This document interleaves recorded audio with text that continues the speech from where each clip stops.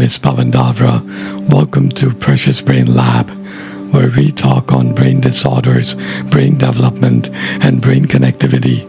In today's episode, we're going to unreveal the part of decision making and how does it affect the brain on a deeper level when you make a decision. Most of our decisions that are made is based on the previous information that we have, impulsivity, or making it more prominent by having confidence in making a decision. Whether it's right or wrong, you would still have that confidence in you that, you know what, I can make a decision. I don't need your help. All of these things are spinning around the head and making it very difficult as a human being to make the right decisions. What exactly neuroscience has to talk on these terms? Specifically in the area of decision making, most of the neuroscientists have discovered so many things in these years of making the right decisions. What exactly the process is? How does the human being make a decision based on certain facts and most of the intuitions or maybe ability to have this confidence that, you know, I'm making a right decision and I don't need to think about it. So what exactly does the neuroscience has to speak on all of this? In today's episode, we're going to unfold the reality of decision making and how does it affect the brain on a deeper level.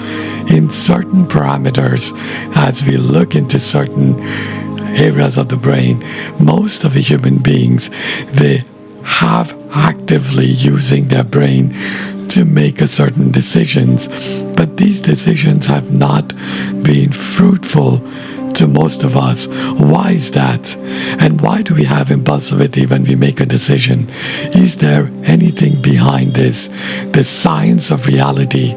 I'm going to unfold the entirety of decision making so you can make a better understanding towards what are you doing when you're making a decision. This is an eye-opening video. It's going to be in depth from neurobiology to the part of unfolding the sections of how does the human beings make a decision in different characters. So we're going to understand everything. I've not left any one part of it. So this is going to be a serious conversation. Please open up your mind and try and understand what I want to make you realize. Whatever you know about decision making from YouTube or any other sources, I highly recommend it to keep it aside because we're looking at decision making with a new perspective, with a new idea, with a new light. So to begin with, I've got this first slide that I want to show you. As you can see, that there is this famous picture of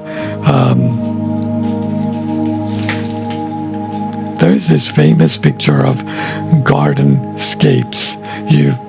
You can see that there is this logic that you have to apply to save this guy, and this guy needs to get down to the that ladder. I don't play this game, but I really, really like this because of why? Because there are two brain regions involved in this.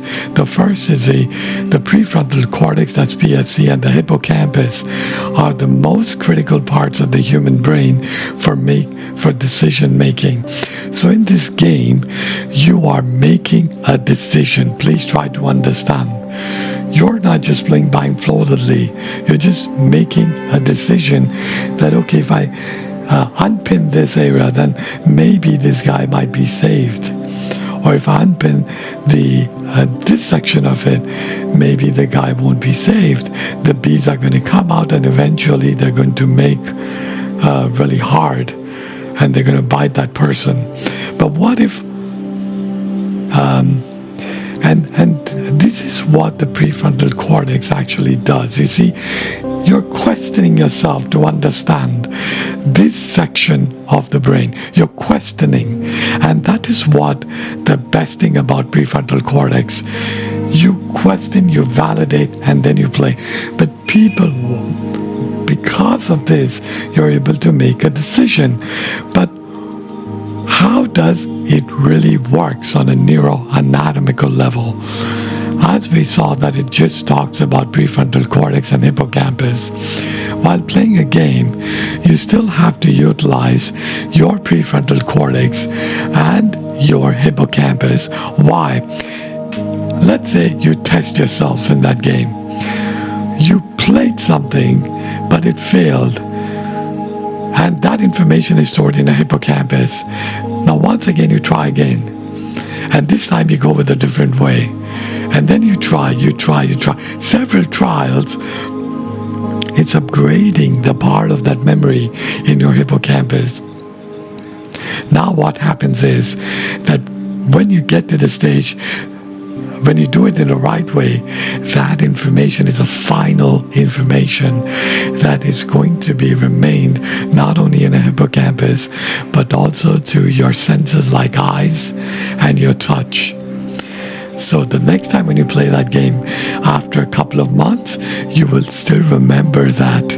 Why? Because the section of your eyes and your touch, they had stronger receptors when you played that the final stage of your game. And that's the difference when the neuroanatomical level, how do you make that decision, the final decisions, where the brain and the eyes and the hand, they're playing a very important role. Hand, eyes, and the section of prefrontal cortex and hippocampus. All of these things are receptors. They're collecting information. So when you get to that final stage and you get that, you've got your answer, then what happens is that information, surprisingly, that there is a section of reward that you feel from inside. I've achieved it. That is the time the receptors take all that information from your touch, the eyes, and then take it back to your hippocampus. It's a permanent fixture. So you can remember even after years, oh, you know what, I played this game and I failed several times, but I made a right decision at the final time. I actually got the real deal. And that is what the hippocampus does. So then, once you get to this stage, then we're going to understand on a deeper level about the neuroanatomical level. How do you make that decision? How does that mechanism is working from inside, isn't it? So we're going to look in at different sections of the brain. How does the mechanism works? It is an exciting journey to understand how does our brain is working when you make a decision.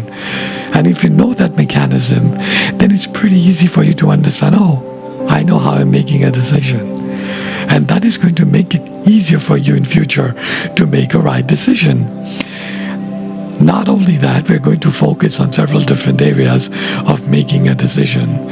So let us begin with the neuroanatomical level, the neurobiology of decision making. The first thing that I want to show you is the slide. As you can see, decision-making circuit, you would see that there is this prefrontal cortex, there is this amygdala and hippocampus. For now, in this slide, I want you to avoid amygdala and I want you to just purely concentrate on the prefrontal cortex. In the part of MIT, scientists have made a sort of a box, where they made a circuit that based on the brain connectivities. These circuits were artificial, but actually they were making a lot of sense when they made that box. And that is a replica of this brain that I'm talking about. So instead of putting that box, I thought that I'm going to show you, in a really, in a neurobiological way. So what I want to show you is sensory senses. The senses pick up that information and they put it inside your brain. What is that senses? The senses are the eyes, the ears, the touch, and your speech, your olfactory, which is your smell. So let's say you had a conversation with somebody and then that put inside your brain. So now you got an information inside your brain. What happens to the hippocampus? The hippocampus will take it into your primary memory. Why primary memory? Because this is a current memory. It needs to attach to your primary memory to see if there is something additional information coming out of hippocampus. Then what happens is your hippocampus will take that information and send it back to prefrontal cortex. When the additional information is asked from prefrontal cortex, then the hippocampus will send that signal out to prefrontal cortex about that additional information. I'll give an example. Let's say a person says that I want to buy a car. How cool is that? So he would say like, you know what? If I want to buy a car, I have a certain amount. Can I have this car in that amount? So when you go to the car dealer gives you several different ideas. You know, you can buy this car at this rate, you can buy this car. So you have several different selections to do. Now that information goes inside your hippocampus. The hippocampus will give you additional information according to you what car is going to be suitable. That additional information comes out.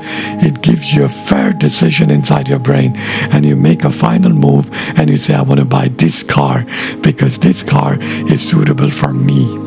I know my lifestyle and I can take this one. So that's how you make a simple decision based on your long-term memory is sending that information out to your prefrontal cortex, and prefrontal cortex process those decisions and make it your right decision. So the first section is how do you make a decision? You put inside your primary memory. Your primary memory will make it more.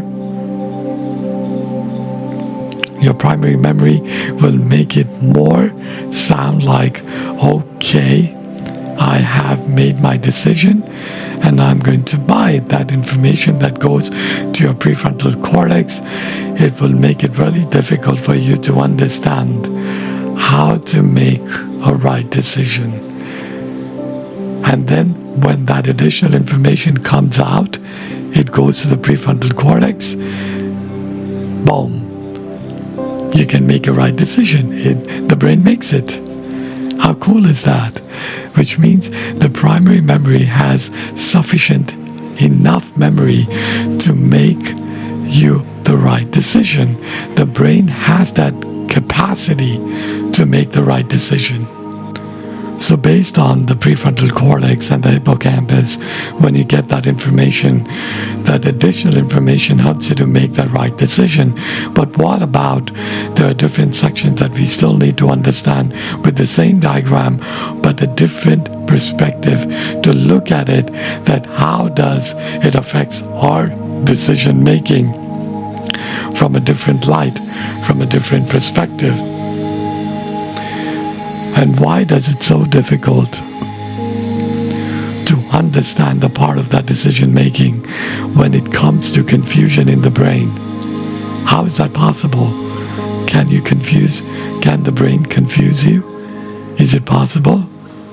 Let us find out. In this slide, as you can see, the PFC sends a signal to the hippocampus for additional information.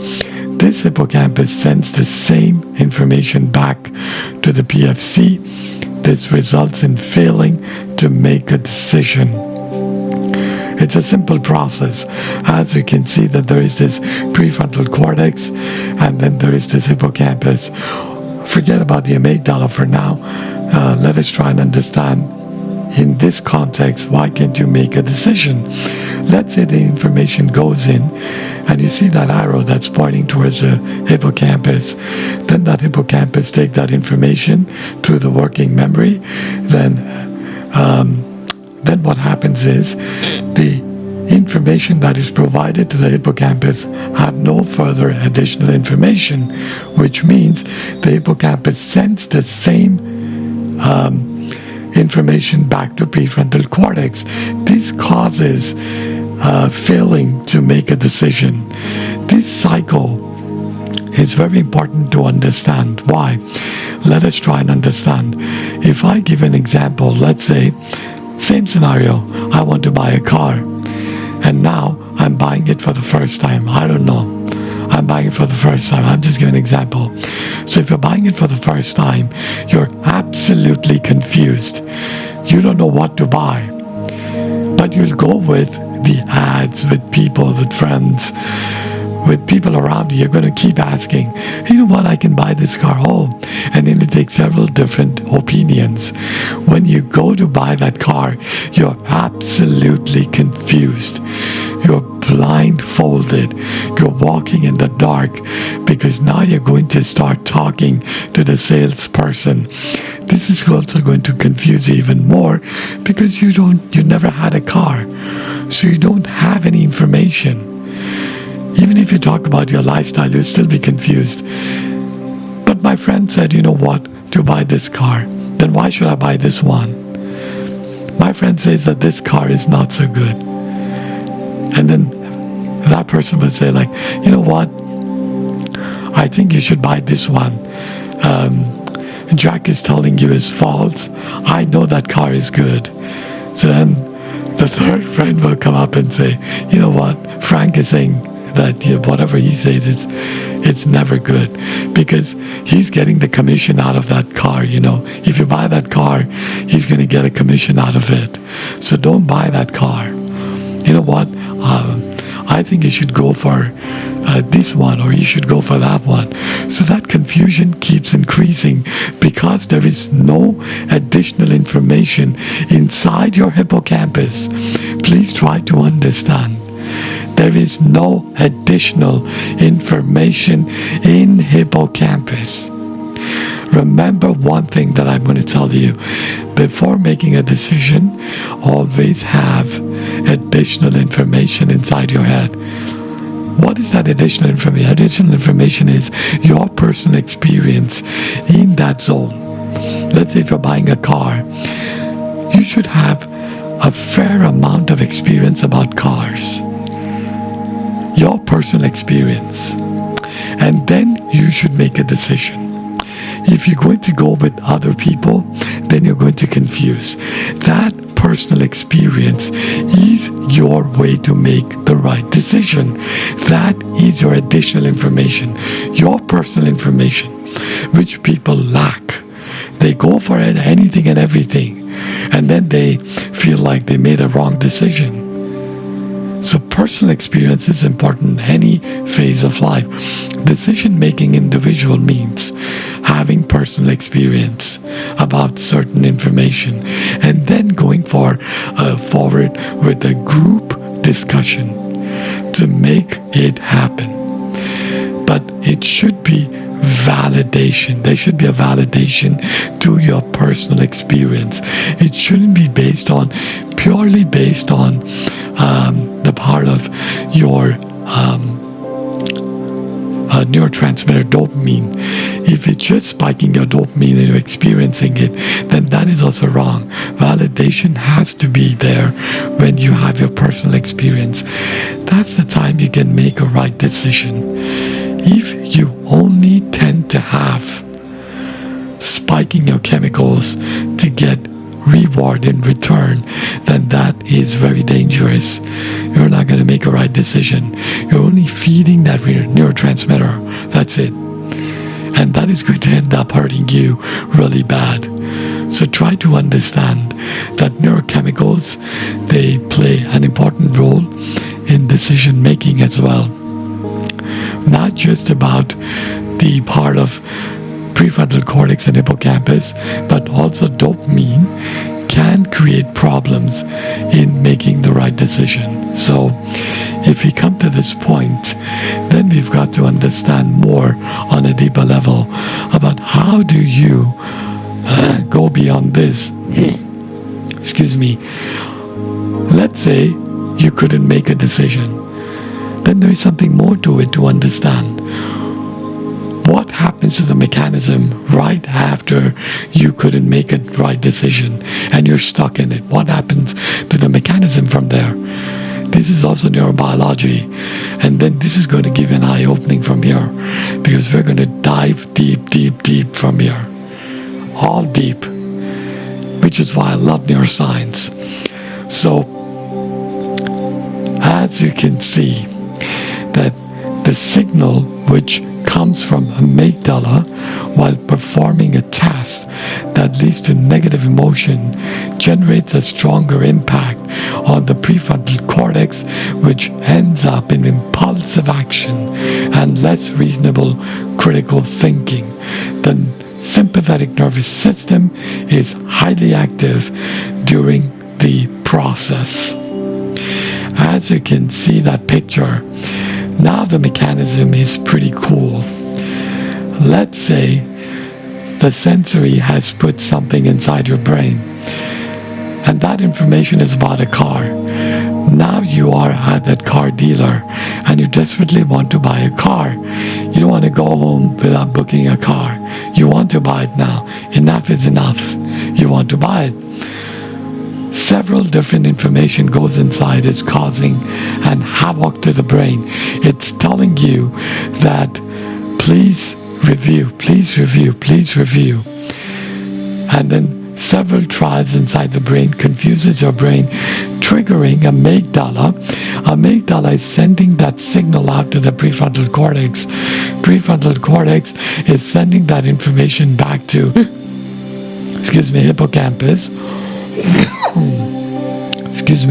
Hippocampus is sending that information to amygdala, causing an havoc to the brain and increasing the part of your sympathetic nervous system. Highly, highly active. What is going to happen? You're going to get nervous, you're going to get confused, you will get irritated, you will be having a lot of confusion in your brain, especially when it comes to aggression.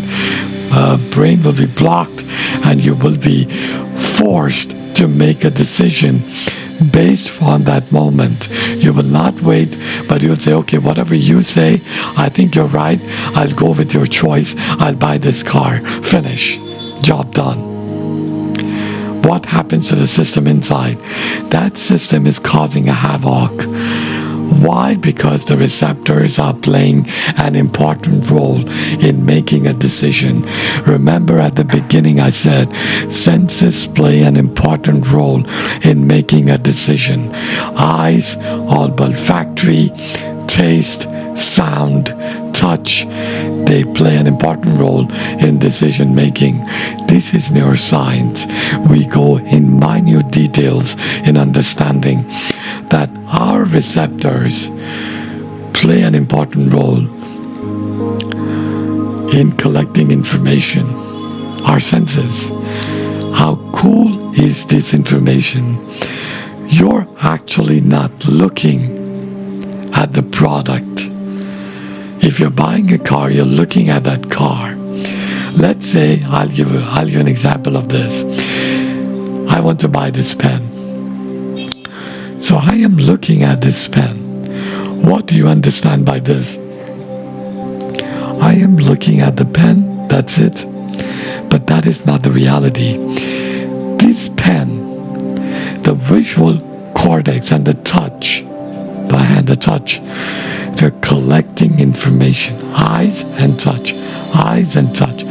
They're constantly collecting information.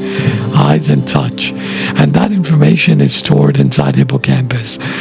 These receptors are playing an important role to collect that data. So let's say I collect that data and I didn't like this pen.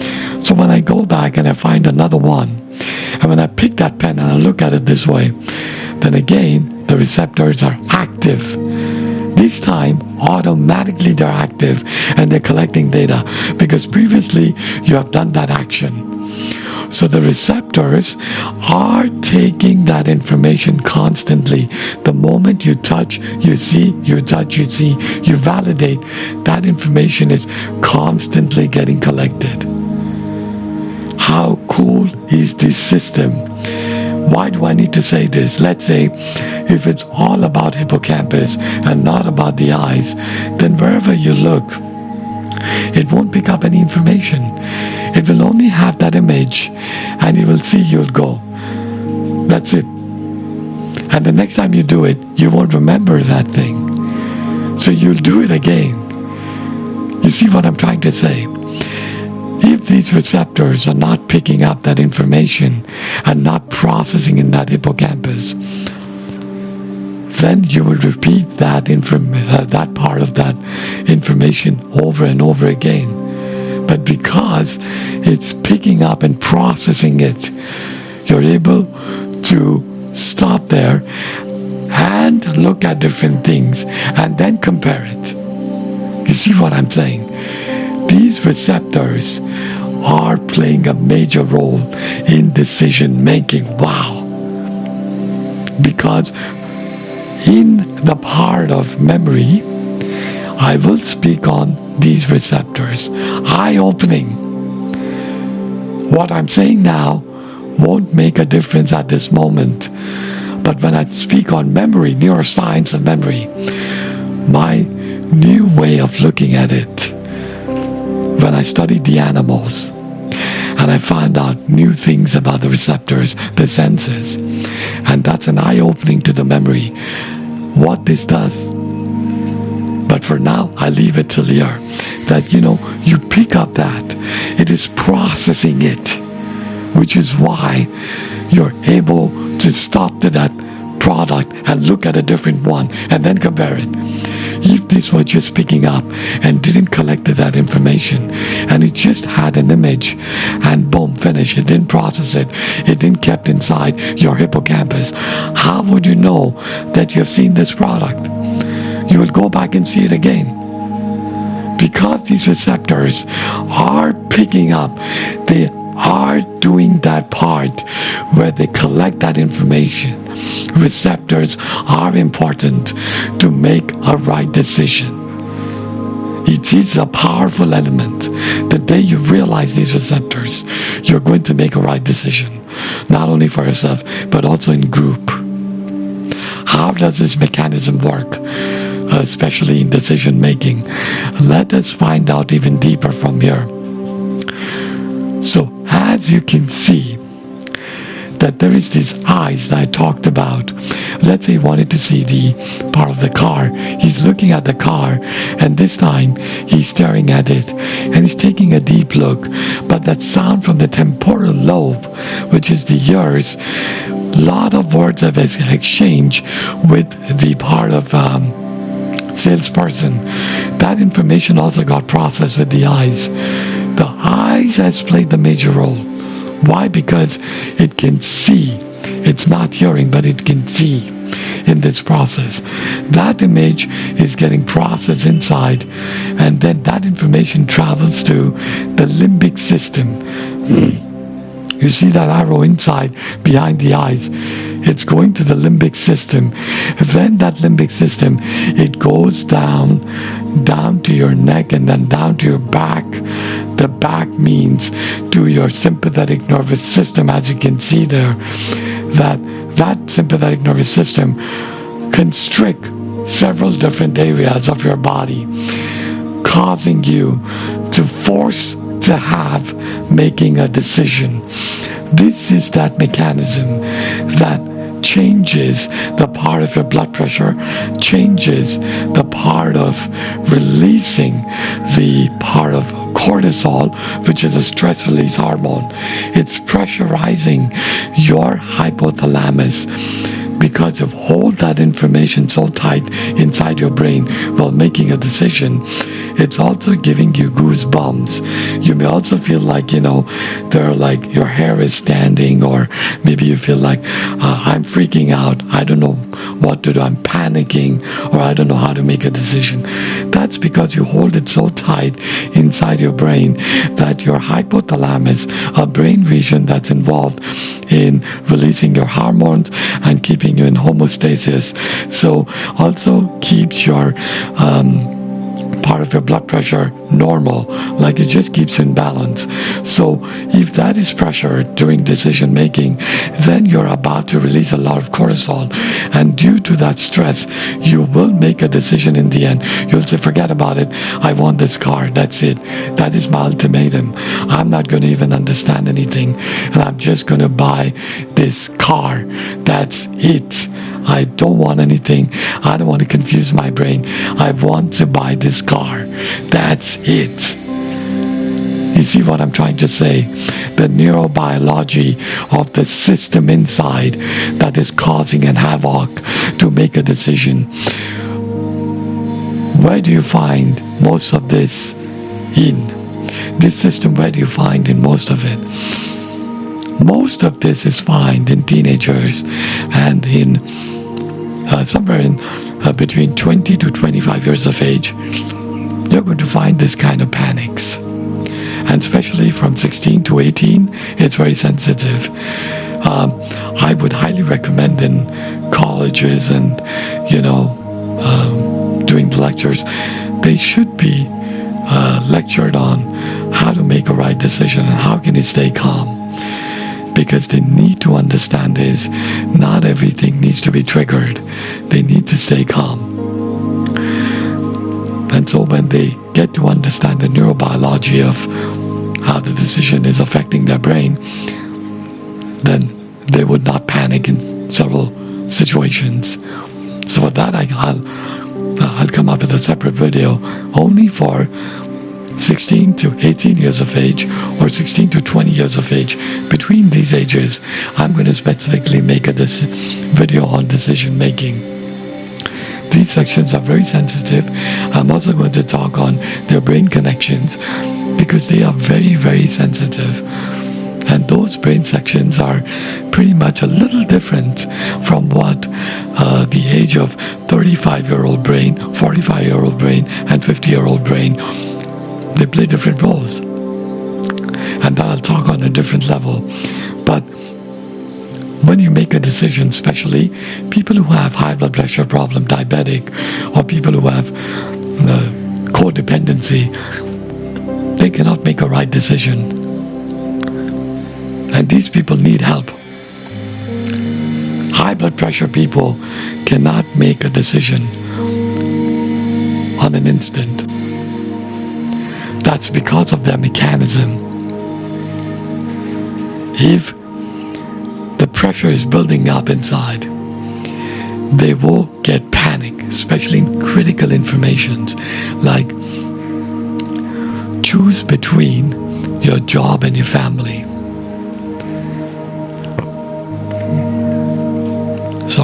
When you have kids, when you have your job and you have your husband and you have your family together, and at that point there comes a time where you make a critical decision like this. Choose between your family and your job. And if you have a high blood pressure or codependency, you cannot make a decision. It's very difficult. The brain gets blocked and you cannot make a decision. This is because of the biological factors involved in this is that whenever there is a trigger of hypothalamus, then the brain starts to pressure the prefrontal cortex. High blood pressure people cannot make critical decisions. They can even cause panic or heart attack if they go with critical decisions. They cannot make the right decisions. They need help. And that is why I say that these stressors are coming out of the release of that high level of cortisol during high blood pressure can cause a severe heart attack. So whenever there is a critical information, I'm also going to explain to you how does a set of group helps you to make a right decision. So if people who have problems in making a right decision, individual, then you should always seek help for groupism. It'll give you a fair idea of how to make a right decision, not just individual decision-based making. So now that we've come to this point, the reality of how can you make a right decision is come to the point of distinguish between the two regions, prefrontal cortex and the amygdala, the limbic system. Two bosses of the brain. Two bosses I call. Depends on who you feed. And these differences are going to open your eyes when you make a decision. It's really, really critical that you should know prefrontal cortex and the limbic system from here. Please try to understand. So as you can see, prefrontal cortex and the limbic system, you can see the two differences. Why do I need to say that these two regions are very, very critical?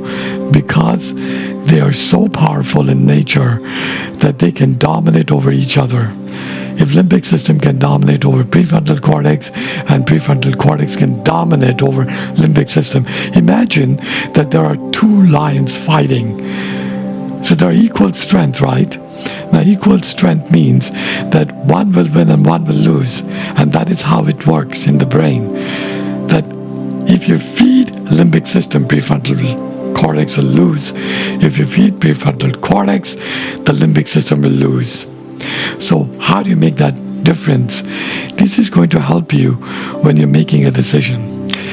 It is high in maintenance. Why is that? Because it takes up a lot of oxygen, blood, and glucose to run prefrontal cortex. Please try to understand. This is not normal. People who have used less of their prefrontal cortex, they're addicted to limbic system because it's low in maintenance. The limbic system does not require is the oxygen and blood and glucose, a lot of it, even a little bit can manage to run this limbic system. So most of the people, when they think too much, they get tired pretty fast and they want to go to sleep. They say, I cannot think much, I'm tired, and I want to go to sleep, or I want to drink tea or coffee, I want to smoke, or I want to drink alcohol, but I want to find a better space to feel relaxed. This is because the prefrontal cortex maintenance is high. Imagine you buy a normal car, a Toyota, and then you buy a high-end, like a hybrid car, which is McLaren Mercedes. You would see that there is two different maintenance. And then the third element, imagine you have a McLaren Mercedes, which is the limbic system, and now I have my private jet. Wow. Isn't it? The private jet will have more maintenance and more cost value than the McLaren Mercedes. Your private jet will need more services and more taken care of. The maintenance will be high. That is prefrontal cortex. The moment you start to use it, your brain will start to get tired. And it will say, you know what, I'm tired, I need some rest, I cannot make a decision now. Then takes time to make a decision. It's a very slow process when it comes to the prefrontal cortex. It will not make an instant decision. Why? Let's say if you want to buy something, your prefrontal cortex will say, okay, I got the information, I will come back and I will buy it. I need time to think. This is your prefrontal cortex. I need time to think. You have to give me some time to buy this product or to make a decision on this. Critical decisions like which university you want to go and study, or let's say which car you want to buy, or let's say I want to get married, or let's say I want a job that suits me. I want to change my job. I want to change where I live. So I want to buy another house. Critical thinking. These are done by the part of prefrontal cortex. It's going to take time to make a decision. It's going to take time. because it's prefrontal cortex. It will evaluate, it will take several different ways to analyze it, and then finally you will make a decision after days, weeks, or months. And then you're going to get to the part of buying that product. How cool is that? And then comes the limbic system. 99%. I can put my eyes closed and I can still say that in an instant makes a decision based on emotional aspects, impulsivity, high drive of dopamine. I can close my eyes and I can say this, that 99% of the teenagers are forced to make a decision based on these things. How can I say this? I'll give you an example. First time I'm going to try alcohol. First time in my life I'm going to try to take drugs like cocaine, like marijuana, like pot. First time I'm going to try this. First time I'm going to go on having sex. First time I'm going to drive my car. First time I'm going to, try something new with my life. Teenagers are heavily impacted by limbic system. Why? Because the striatum is really high. The striatum, the amygdala, lesser part of the prefrontal cortex is grown, and they cannot make a decision. How sad that is, that they don't take any help, but they make an impulsive decision. Especially, let's say they buy a car. Let's say the parents give this child a Ferrari, and it's really fast. So what this child does, hey, come on, I bought my dad gave me a new car. Let's sit and drive. So they go in the night hours, they go for a drive. And then you get triggered and you say, no, the road is empty. I'm going to push. I'm going to do a really fast ride. Impulsivity, decision is made in the brain. High drive of dopamine spikes inside the brain. The teenager goes really fast with that car and boom, gone. You must have seen most of the teenagers, they meet with an accident or they kind of run over some person. That's because they have no control over the decision making. Most of the decision making they make is based on these things: impulsivity, high drive of dopamine, and emotional aspects. People who have codependency also use their limbic system more than the prefrontal cortex, so they can also make a decision based on emotional aspects. They would say, maybe I'm being too emotional, but I'm telling you, go for it and take this. I think it's right for you. It is the best thing you can do for yourself. And then you make that decision, you say, I listened to you and now I'm suffering. Why is that? Because this is that section you need to understand. Most of the people who are codependent and they just say yes to everything that you do, then that is also a wrong aspect. It's influencing you to go ahead and do it and making the wrong decision. So you should never do that. You should always have the part of listening and understanding towards making a decision.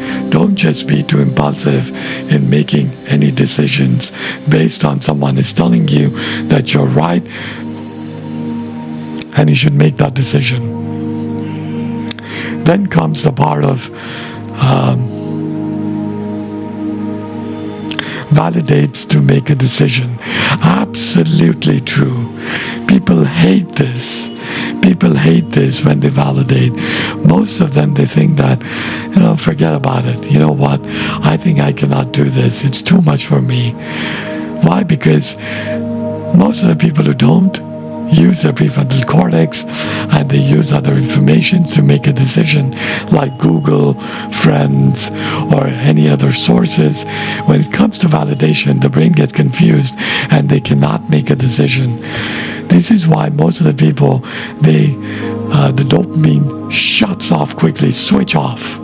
And then some people say, you know what, I think I'm making a bad decision. I cannot buy this. You know what, I'm going to turn off. I'm not going to make a decision on this. I think I'm not good at this at all. So I'm going to let it pass and I'm just going to stay where am I. Why? Because most of the people, they come from other sources of information to make a decision.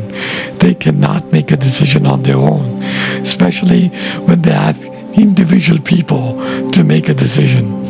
Let's say if you ask your brother, you ask your sister, you ask your friend, you ask your partner, you ask your kids, you ask your relatives, you ask your colleagues, you keep asking people, individual.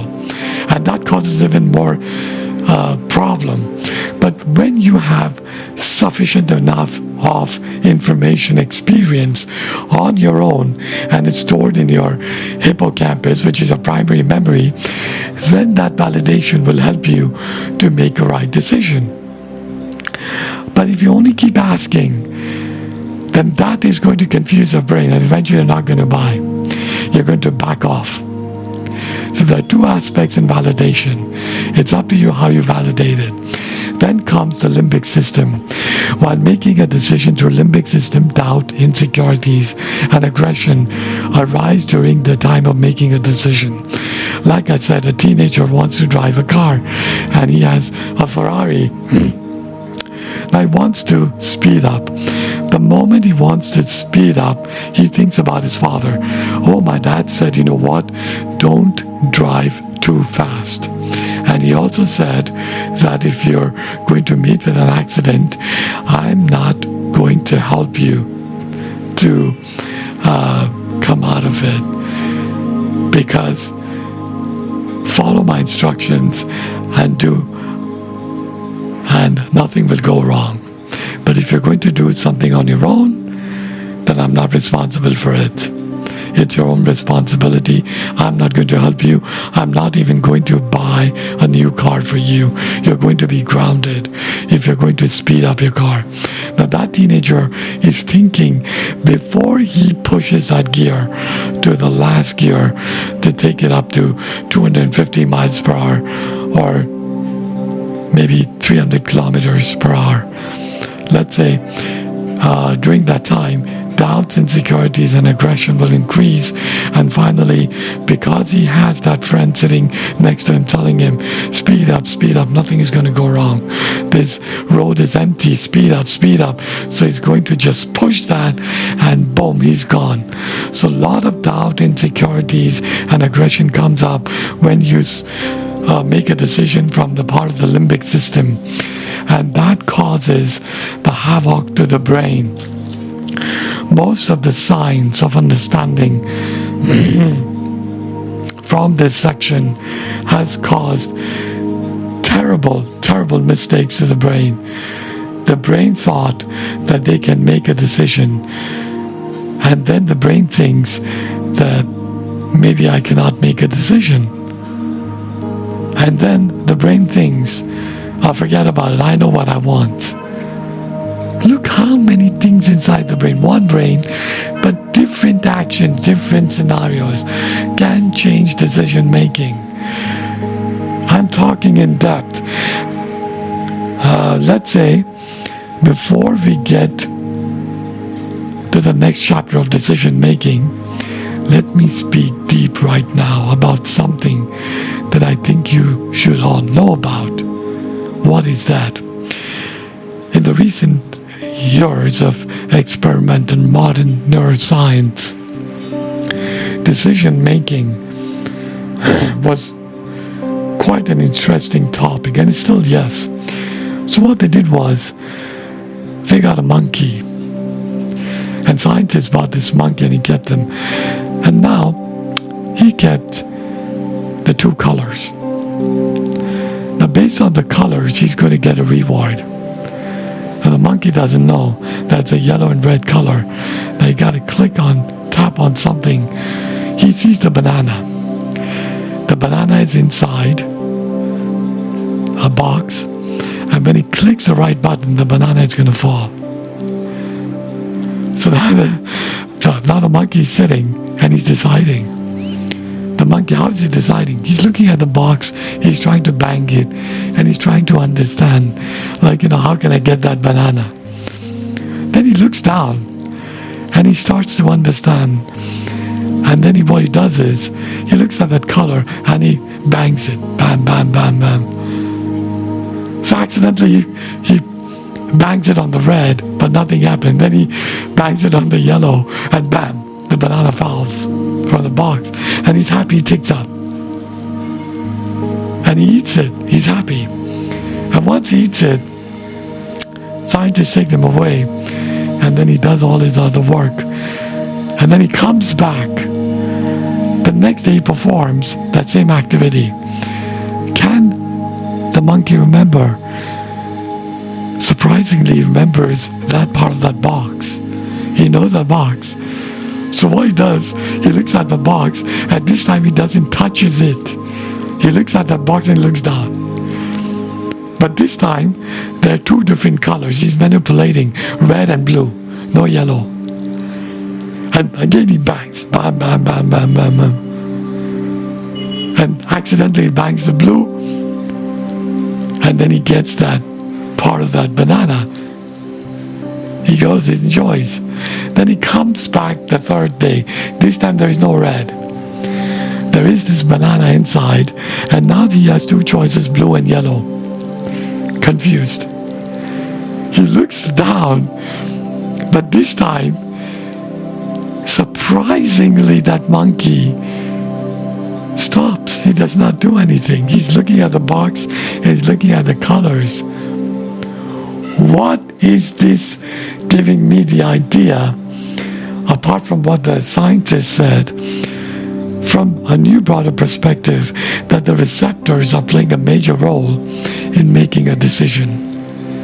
And that gave me a true idea when I went ahead and I investigated further with those receptors, that how does these receptors are making decision. The third element was that the monkey did not choose to do so because it recognized that I hit on blue, I got the banana. I hit on yellow, I got a banana.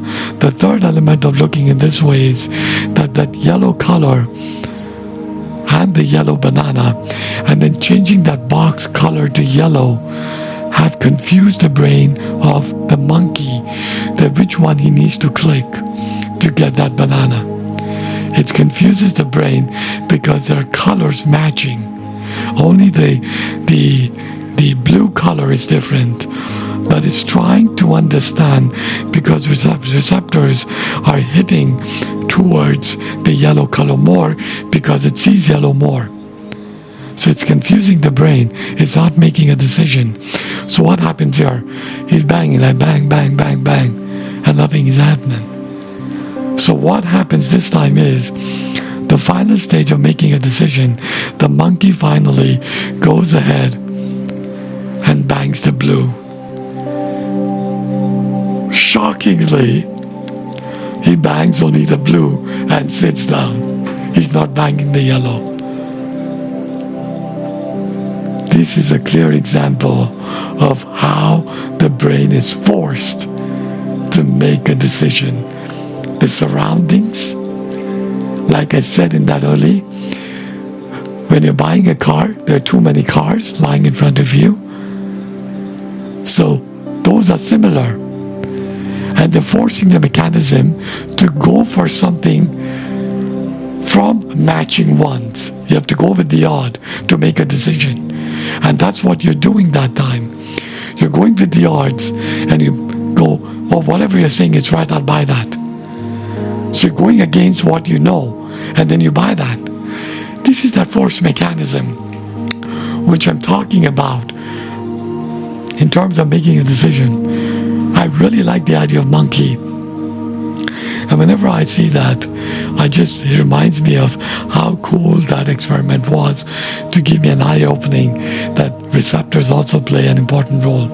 From here onwards, we're going to understand decision-making with visual perceptions. From here, finish. This time, we're going to understand deeper of how you make a decision. So now that we've learned about the eyes and perceptions, then we're possibly going to understand the part of how does the brain makes a decision regarding the visual perceptions.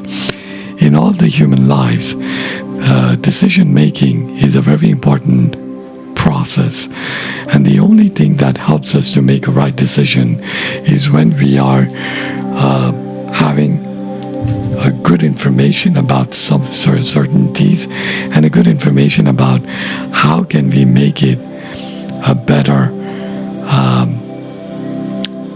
decision based on what we have in us. But what about the visual perceptions? Does it play an important role? Let us find out right here in this video. Visual perceptions have many definitions in terms of neuroscience. And one of those things that we're going to unfold today is the part of based on visual, how do you make a decision? So as you can see, that there is this picture of three facial expressions. One is neutral, joy, and anger. Based on these three, it's a simple, basic expression. Let's say if you're sitting in a mall, you're sitting there, and then a man walks in, and you look at him, and you say, like, kind of, whether he is in a good mood or a bad mood. You don't know anything about that person, not even their past, not even what they are, what their name is, but just by looking at them, you'll say, you know what, I know what they're feeling. That's it. This visual perception is so sharp that it picks up not only the information, but it also recollects certain expressions, certain behaviors in your brain, allowing you to make a decision based on these three expressions or several different expressions, whether they're crying, they're feeling happy, their remorse, or their joy, their anger, or whether they're just calm and neutral sitting down. In all of these aspects, you would see that there is a degree of change in their expressions. And based on these expressions, you will decide whether what that expression is. This decision comes from the part of the visual perception, picking up that same information and recycling the information from your primary memory, wanting you to know that this person has a certain expression, and that's it, I know everything. I know what this guy is feeling and what is he up to, and you made your decision. But that's not the reality. We are still unaware of why do we make that decision? Why do you want to make that decision?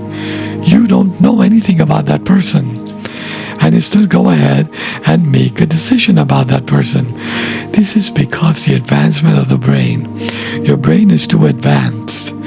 One of the signs that I'm talking about is the advancement of picking up these expressions and storing in the brain, and then coming to a conclusion to even a stranger that how this person expression is going to be laid out when it's going to come in.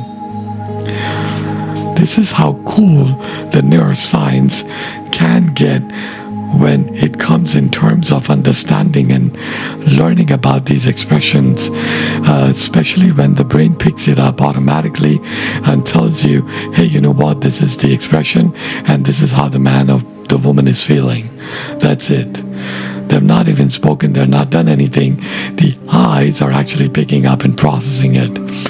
So you've not talked about it, you've not heard anything, you don't know. But just by looking at it, you're telling me the idea, probabilistic, of what the outcome is. Another expression is, let's say, you must have seen about elections. You have not heard about this person, but two people are fighting for it. And you look at them and you say, you know what, I think this person is going to win. Isn't it? How many times we just look at it and we say, I think this person appears to be strong. He's going to win this election. The second thing is cooking show. When you look at two people cooking and you say, you know what, I think this person A is going to win because I see that how they're moving, they're doing stuff. I think they're going to win this. Well, how do you do this? This process is the visual stabilization, the visual processing. It's picking up those information and it's actually giving the probability, and you're making a decision based on that. So many a times when you look at certain things and you make a decision, it is not always going to be right. Please try to understand. You are making a certain type of decision based on visual perception, and it's never going to be right. It's always going to keep you in confusion, and you're not able to make a right decision. Can create a problem with your family members, your spouse, or your surroundings. Visual perceptions are not always right to make a decision. You have to validate. You've got to understand, and then making a right decision. So the first thing that really is a tug of war is the part of visual perception, looking at it and making a decision. Then what comes is, how does you process that information out of your brain and bring it out? Because decision is not always about speechless, it's about speech and sound. How do you do that? Because you have to understand, how do you do that? If somebody says that, I take an information and I just say it, no, that's not how it works. There's something called a system and mechanism. And if you learn that, then you're about to master your decision as well. Isn't it? You know exactly how to make your decisions. So based on something that I really want to talk on neuroscience is a brain region called the Wernicke's area and the Broca's area. As you can see those two pictures, these are the brain regions. Now the temporal lobe, which is in that sort of a golden yellow color, that is the temporal lobe. Wernicke's area is about the sound that goes into your ears. It processes that information, and that is what we call it, Wernicke's area. Then what happens? That information is processed inside your brain, and now all of that information has to be processed. It has to have that alignment of your speech. What is that called? Broca's area in blue color. These two regions are important in processing and then bringing it out in a sentence. So what if these Broca's area is affected? Where does it get affected? If you see people with tremendous trauma, sometimes trauma people have speech impairments. Stroke, brain stroke, they'll have speech impairments. They cannot speak. That is the Broca's area. Then comes a part of, let's say you have a tumor right side to the Broca's area. Your speech is impaired after the operation, that you cannot speak. So it's a very important thing, to understand that this area is very important for speech and for processing that information inside. If these two are making progress in processing that information, you'll hit the deck and you can make a right decision. But if that information is creating an havoc inside your brain, then that sound, that information went in, is not going to be fully processed. And in the end, you're going to feel like, oh, you know what, I'm tired, I cannot make a decision. I have no words to say. Finished, closed off, you're going to sleep. So decision is not made. In all of these sections, there is also something that neuroscience is about to unfold from here. I am talking about serious conversation. What is that? 99%, or let's say 100% of the world's population is under this cycle. What is that? Supplying noise to increase confidence. This was done by a lot of scientists have discovered this cycle. Supplying noise to increase confidence. How cool is this, and how bad this can be? A lot of people who make a decision, they're based on this cycle. How do you do that? So as you can see, that supplying noise to increase confidence, noise interference can be productive or can lead to false confidence based on a combination of biased and noisy. You see the combination of noise. Let's say, I'll give an example. Let's say you want to get married. Serious topic. You want to get married. Now what happens is, you're going to speak to your family about it, and you're scared. You're scared of rejection, that your family is not going to accept it, and they're going to reject it. So the first thing, the external noise, is giving you, supplying that information in you. But then there's also a level of confidence that you want to speak up, because I know that they're going to be negative about my partner. I would still speak up. So somehow you gain that confidence because of that noise. You go and speak up. And when you speak up, you get biased because you know they're not going to agree.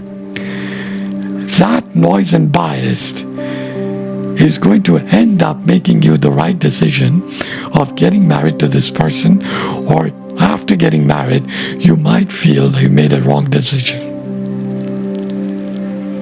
Decision making from that noise can create a havoc. You must have seen about, politicians, the ministers, how truly they speak a lie confidently. That is because of the combination of the noise and bias. My party is so good that, I'm in this party, and that party where these people are, they're all creating nuisance. They're all, they're corrupted. Those ministers don't know how to run, and they're taking all that money. Why is this? Because bias and noise, these two combination creates havoc in the brain to make a decision without any validation, without any understanding.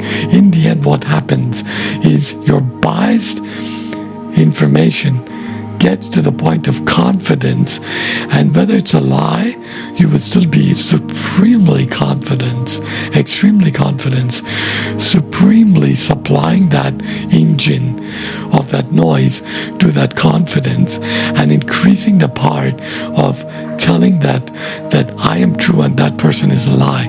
Decision is made. Another example, teenagers. I want to go for the night party. And then your parents say, no, you're not going out. I want you to stay at home because your exams are coming close. I want you to study, no party.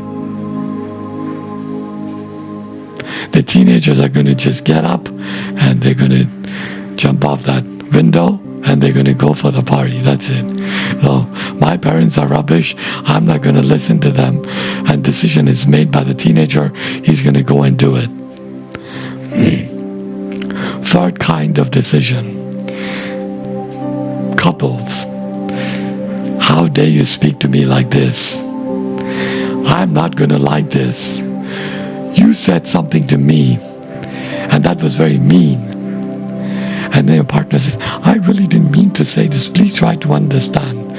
I was just, what do you mean by this? I don't understand this. I will never understand this, and I want you to get lost. Get out of my eyesight. I don't want to talk to you. decision is made because of that noise. Biased thinking. Finish, cut off, and let him go. That part of the decision coming from that noise, feeding your confidence, feeding it to the point that you're right. No matter you're wrong. But that noise is creating that part of that information to give you that confidence you're right. But actually that is not right. Because prefrontal cortex is shut off, you have to calm yourself down to listen to your partner. And the day you do that, your life is changed.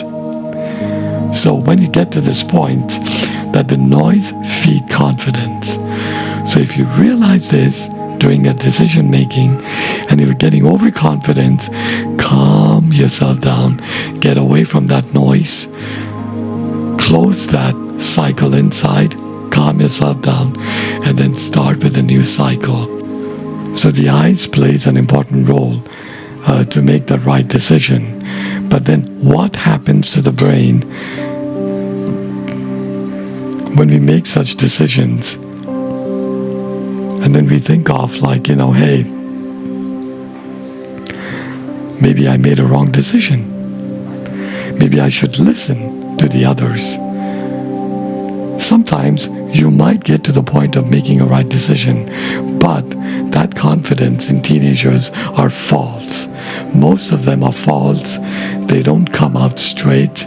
They're always manipulative, and those confidence are not real. So you have to catch those pickup lines that what they're saying is actually not true. They're coming out of some other sources. They don't have much knowledge, and they want to do it. Teenagers, when they talk on like, I want to start up this, you give me money. And the parents will say, how would you do it? Tell me. And that they're going to say like, hey, you know what? I'll do this, I'll do that, and it'll increase, and it'll give me money. Michael did this, and he made a lot of money. What are we talking about? This is that confidence, that assuring them that the outside noise, being biased and not opening up from the frontal cortex and making a wrong decision. Teenagers need their family members, their teachers, their counselors to take care of these teenagers, that they should make a right decision and not, in the end, they should not regret of what they did. So please try to understand that noise is going to affect in making a right decision. Now that we come to this point, we're going to understand the part of what exactly is intuition. This is neuroscience, and we're going to understand what is intuition. What is intuition? Sit down and think about it. Is it just like, hey, I look at this, I knew you're going to do that. It's my intuition telling me, I know how you feel. I know how you do this. I can tell. I don't know how, but I just do it. I'll give an example. Let's say you enter a room, and then they say like, pick up one of those, and in one of those plate, which is covered, it's covered, the plate is covered. In one of those plate, there is a burger. Now you got to choose one plate, and then you go and say like, okay, I choose A, and then you guessed it right, and then they ask you, how do you do this? And you'll say, I don't know, I just did it. I don't know. I just felt like that I should pick up A. I felt like, and I did it. That intuition is beyond. I'm going to explain to you what is this. So let us try and understand. So as you can see, intuition, it is a part of the advanced knowledge the brain gets with time. But due to this advancement, the brain cannot process information in words. Wow. That is why eyes talk more than words. in intuition.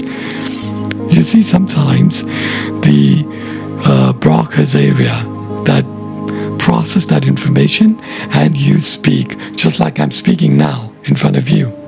That is how they speak. Speech, it comes off and you talk, isn't it? This is what happens in the context of intuition. The brain is advanced to the next level. That information cannot be processed. Why? Because it is advanced. It is one step ahead of what you know about your brain. Just like if you're in 5th class, in a 5th grade, and you go to 6th grade, you're unknown about the 6th grade. Unless you go through it, then you understand 6th grade studies. You don't understand much about 6th grade studies because you got to study about all of this. Isn't it? So the experience of that intuition is one level high to the experience you have. So the brain cannot understand that information. To process that information, the brain cannot process that information because it's one level up. The only thing you can process it, I feel it, and that's it. I can feel it inside of me, and I know this is right. That is intuition. The day we decode the neuroscience, we're experimenting on intuitions to understand and decode that section of intuition. The gap between seeing and processing and then bringing it out. So when it goes through the eyes, it goes in, it's processing, and then what you say, that gap between processing and you say, that we want to fill that gap. We want to bring it out. Similar cases like vegetative state, where the patient is in coma. Is he not alive? Yes, he is. He can't think. There is everything happening inside. A scientist did an experiment on a coma patient, and surprisingly, he said something. He talked on, would you like to play tennis or would you like to go home? If you like to play tennis, then think about tennis. If you want to go home, then think about home, walking home. So when that activity happened, they scanned the brain of a coma patient and they found that activity. They found the activity of really performing that inside their brain. Coma patients are not dead. They are alive. They still have that activity inside. But the part of communication is missing. Similar way, intuition, part of communication is missing. And that is why we are trying to unfold this mechanism on a deeper level. You say you're intuitive. You say you're intuitive. Why you're intuitive? There's something more to it, right? And that's what we're trying to unfold with the help of neuroscience. And that's what I like about it. And so when we get to this part of intuition, so intuition making decision always comes from the part of the unknown, the uncertainty of the brain, which has advanced on a next level. That information needs to be processed. So you will explain it on a deeper level on how did you choose that plate A where it was burger in it. How did you choose that? That clear understanding. That is neuroscience. So, coming up to this, now we're going to come to the end sections of understanding the decision making. I think I've been too long on this video and making it really, really easy for you. I really want to make sure that decision making is never easy, but what about making a decision between the individual and group? What is the difference between that? So let us try and understand here. Let's say if an individual make a decision based on personal experiences, he might make a certain decision which is right or wrong. But if you want to make an accurate decision, then you should have somebody who is your opposite thinking, which means not negative, but thinking on a different perspective, not negative. If you have a person who is negatively thinking, then please don't go to that person. You should have at least 3 to 4 people who think differently. So when you sit with all those 4 people, then you will get a right decision. Why? Because all of those aspects of different ideas and your idea, you'll gain more confidence and clarity to speak on what you think is right. So the more clarity comes onto the surface, you will get it on the right page. But if you're going to speak alone or with another individual, you'll be confused. At least 3 to 4 people required to make a right decision. Please try to understand. And they should have different opinions, so you'll have more clarity to open up and make a right decision. That is what the neuroscience is all about. Opening up to make a right decision. Now, not all are going to agree. Please try to understand. But the more you convince the others, the more clarity you'll bring on to the table, because they're not going to agree really easy. They'll take time to agree. Another example is, let's say you're not spoken to this friend for a long time. You want to approach this friend, and this friend is super guarded. So there's one defensiveness. So the other needs decidingly made a decision that if I do this, he'll be convinced and he'll start talking to me. So what does he do? He needs to go there, he'll sit down, and he'll start to project things. He'll fire on. He will try to convince. He'll put on that effort. Why? Because the more he convinces, the more confidence comes onto the surface. And the more confidence comes in, the more logic is going to come out to the surface. You'll be able to explain it on a deeper level. That against you will give you an idea how to speak up. And that's where it gets very effective in making a decision. It'll give you a right way to speak to that person and to come up with a conclusion. How cool is that? So now that we've come up to this, we're going to get to the last stages of understanding these decision making. I'm not going to take too long from here on. And based on these mechanisms, I've always said, please stay calm and make a right decision. Don't be in a hurry. Take care of your teenagers. Don't allow them to make decisions on their own, especially when they're young age. They'll be very impulsive. They'll go and do something which is not right. So you should take care of that as well. Schools and colleges, please teach them that making a decision, should you take advice from your parents, teachers, and counselors. There should be a lecture on it, but I will be talking on this in a future video about decision making only in teenagers and how their brain is functions. So that's another section that I'm going to cover based on neuroscience. So you're going to get better clarity how to talk to your children as well. But now that we've come to the end, what are the other factors that comes to making a decision? That is also that we want to learn about. So as you can see, the other factors are people with mental disorders have problems making the right decision. Genetic modification at an early age can affect making the right decision.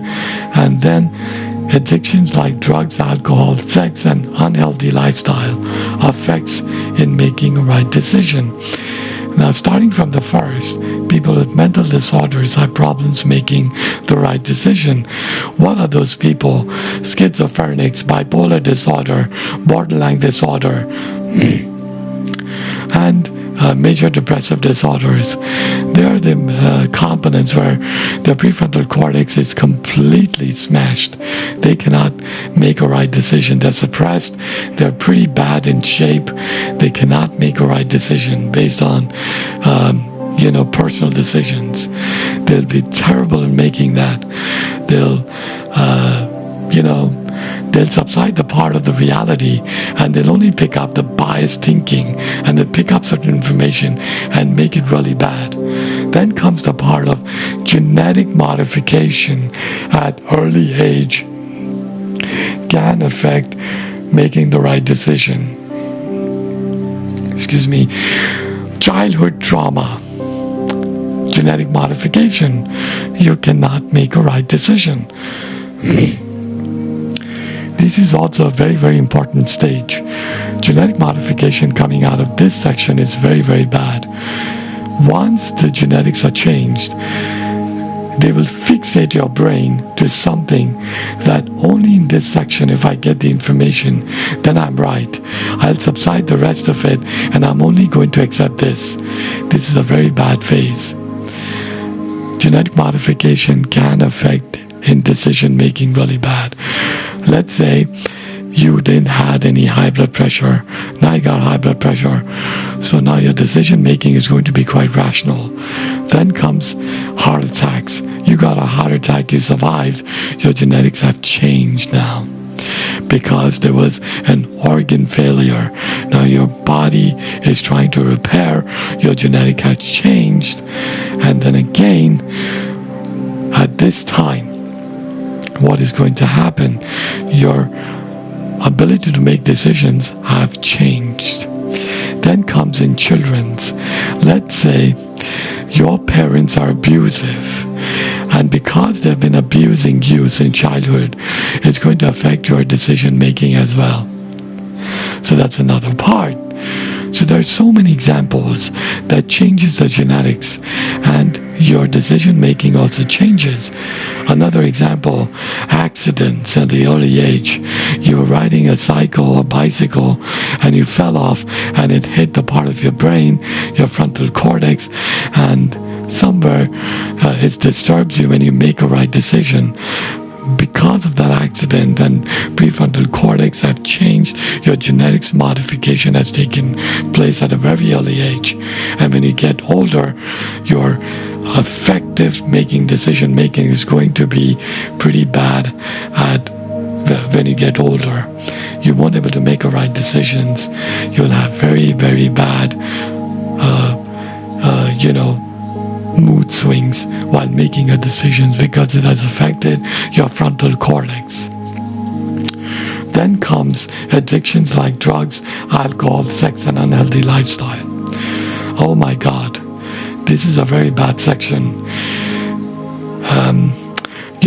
I've seen in many videos, interviews, generally on news channels as well, where you see these drug addicts and, these alcoholics, these sex addicts and unhealthy lifestyle these people carry. When they give their interview, they have a very rational behavior in their head. Even in a personal life, when I walked off and I've seen many people, and I look at them and I say that their life is completely finished. They're so addicted that they cannot make a right decision. Their brain is completely trashed. Even when they come out of that addiction, it's very difficult for them to make a right decision. This is because of the part of the genetic modification that's taken place at these addictions. So once they start to come out of it, they kind of understand that they were wrong. But making a right decision, they need help from counseling. They cannot make a right decision. Especially sex addictions, they're very bad. They're very horrible. If you talk on teenagers, sex addictions are very high in teenagers. They won't listen. The moment the parents go out, they'll sit and watch some porns. The brain has decided, oh, the parents are going out. Let's watch. Let's enjoy. Let's drink, smoke. Let's take drugs. Parents are out. Let's party. These things are very bad. They get to the addiction stage, and the teenagers will remain in there constantly for months, for years. And when they come to the point where they'll look out for jobs, they'll be disappointed because they're used to that addiction lifestyle. And in the end, the life is finished. They cannot make a decision. So sadly, that part is also destroyed. So, you've got to make understanding that decision making requires people to be around you and make the right decisions. Addiction people should seek help. They need medical, they need therapy, and they should come out of it, and they should think about it, that what is right and wrong for them. And the only way to do that, seek help. That is how you do it. So, we've come up to this section and we've learned a lot of things about decision making. We've come to the end stage now. And I'm going to make you understand how to make a good decision also. I'm going to do that as well. So, the last 2 slides are left. So we're going to go with the second last slide. So as you can see in this representation, other decision makers, procrastinators, PTSD shooters, consistent liars, addictions, and visual-based decisions. These are some of those people who make a decision based on their problems that they have inside their brain. Procrastinators will always sit and dream, and they'll make a decision according to their comfort zone.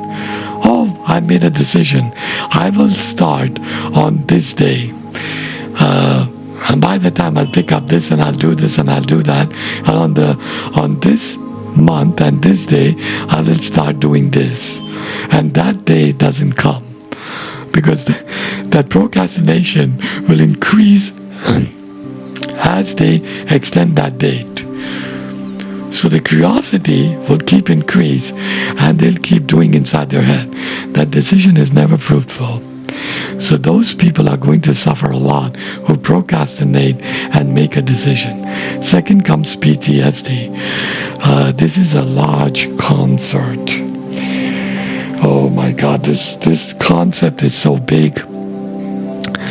Why do we, I'm going to cut it short, then I'm going to make you explain what I want to say here. PTSD is a very, very important subject. I will come up with that video with advanced neuroscience, with something more new. New means new. Beyond that, what I've talked about in the past, somewhere else. So that part is done. Now I'm going to talk more on PTSD, which is also different. And it's also deep and vast. Deep and vast on PTSD. Not about that in the last video that I talked in some other place about memory trace conditioning. No, I'm going to talk deep now in PTSD. So that I'll bring it up.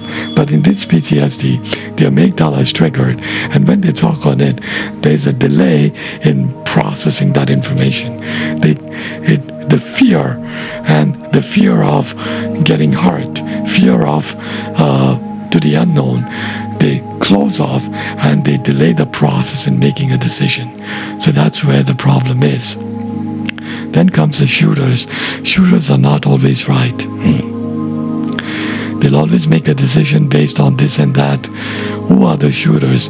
Impulsive behaviors, impulsive decisions, high drives in dopamine, teenagers, drug addicts, alcoholics. They make impulsive decisions. So I call them shooters. Then come consistent liars. They are the liars who speak here and there. They just have too much to say, confidently saying that this is right, but that is not right. They're all liars, consistent liar ones. Addictions, visual-based decisions, we talked on it. So these are the decision making that when they talk on this, they'll always have something to delay the process or to show an impulsivity in making a decisions. But then we've come to the last part of conclusion that I want to finish this up now. Pretty quick, wrap it up. So what am I talking about is that how do you improve it in your decision making from here on?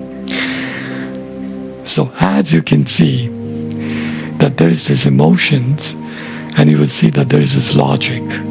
Then the logic will diversion. The logic will have diversion and will give you a positive outcome.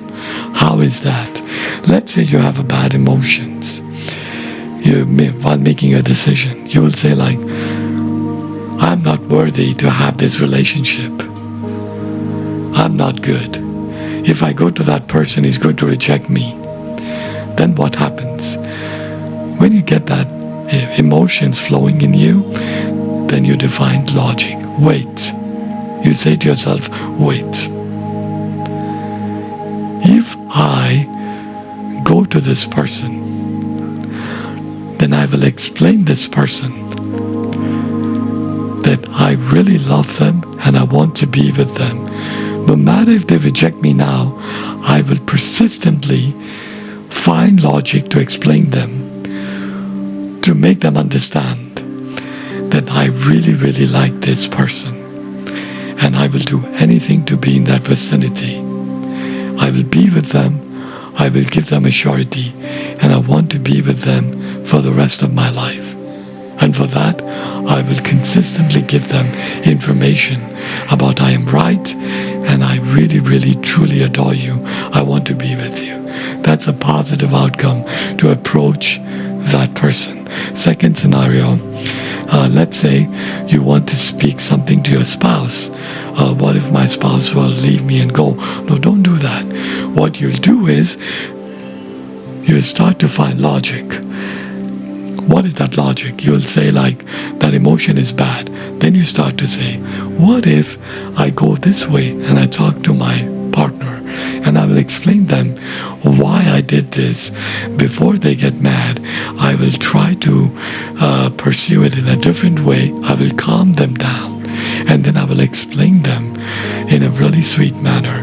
By understanding their nature, by understanding their emotions, I will start to bring in logic, and I'll define them that how I need to bring a positive outcome to the situation.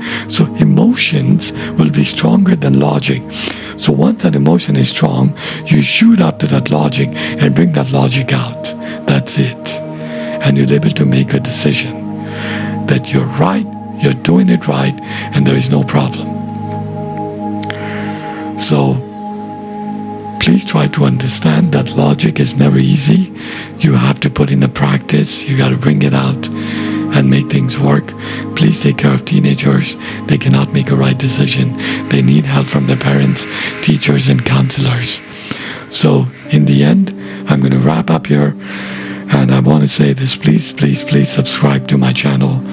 If you really think it's worth enough, please go ahead and subscribe it. Hit that notification button. And I'm going to continue with my videos with neuroscience to bring it out more and more videos to give you clarity about making right decisions for your mental health, for different aspects in life. So I'm going to end up here. And please, please, please do take care of yourself. Sending you so very much love, light, and healing. God bless you all. And please stay healthy and stay happy and stay blessed. Your precious soul. Thank you, and I'll see you in a new video.